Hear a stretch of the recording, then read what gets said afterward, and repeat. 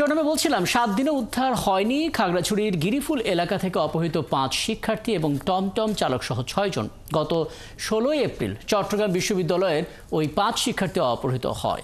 সেনাবাহিনী এবং পুলিশের যে যৌথ অভিযান, সেই অভিযান চলছে উপজেলা জুড়ে। রূপান্তরকদের তথ্য এবং ছবিতে বিস্তারিত। খাগড়াছড়ি সদরের বিভিন্ন এলাকায় গত 7 দিন ধরে সেনাবাহিনী ও পুলিশের যৌথ অভিযান চলছে।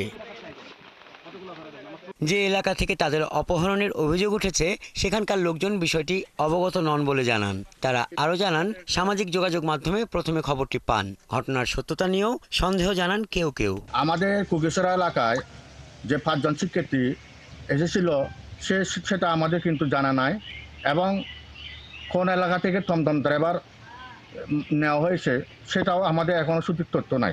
এই বিষয়ে কেউ আমার কাছে অভিযোগ করে নাই, কেউ আমার কাছে আসে নাই। শুধু আমি সামাজিক যোগাযোগ মাধ্যম ফেসবুকে জেনেছি। এই বিষয়ে আমি কিছু জানি না। আর যদি কোনো তথ্য পেয়ে থাকলে আমি এটা প্রাথমিকভাবে আমি অবগত করব। চট্টগ্রাম বিশ্ববিদ্যালয়ের 5 জন শিক্ষার্থী অপহরণের বিষয়টি আমরা পত্রিকায় দেখতেছি, আমরা ফেসবুকে দেখতেছি। বাস্তবতা কতটুকু আমরা কিন্তু আসলে কেউ কিছু জানি না। পুলিশ সুপার জানান, শিক্ষার্থীদের উদ্ধারের জন্য সেনাবাহিনীর নেতৃত্বে অভিযান হচ্ছে। যখন যেখানে যে তথ্য পাচ্ছি আমরা সেই তথ্যের ভিত্তিতে অভিযান পরিচালিত হচ্ছে। বাট এখন পর্যন্ত আসলে বলার মতো আমাদের এই অভিযানের সাফল্য নেই বা আমরা উদ্ধার করতে সক্ষম হইনি। আর জেলা প্রশাসক জানান, সকল আইন শৃঙ্খলা বাহিনী এ বিষয়ে একযোগে দ্রুতই সাফল্য মিলবে।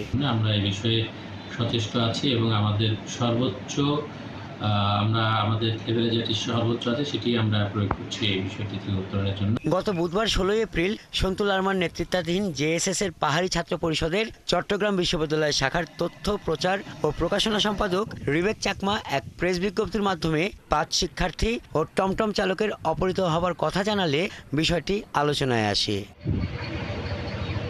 হাসান আহমেদ, 71।